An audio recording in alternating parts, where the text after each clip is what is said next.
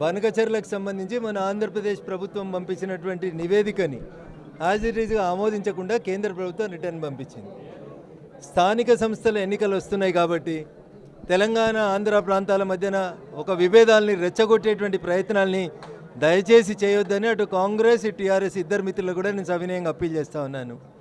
కృష్ణా గోదావరి నదీ జలాల్లో తెలంగాణ రాష్ట్రానికి దక్కాల్సినటువంటి ప్రతి నీటి చుక్క కోసం తెలంగాణ భారతీయ జనతా పార్టీ ఎంపీలం 8 మంది కట్టుబడి ఉంటాం. తెలంగాణ బిడ్డలుగా, తెలంగాణ భారతీయ జనతా పార్టీ ఎంపీలుగా కృష్ణా గోదావరి నదీ జలాల్లో న్యాయబద్ధంగా తెలంగాణకు రావాల్సినటువంటి ప్రతి నీటి చుక్కని కాపాడే బాధ్యతని తెలంగాణ భాజపా ఎంపీలం 8 మందిని తీసుకుంటాం.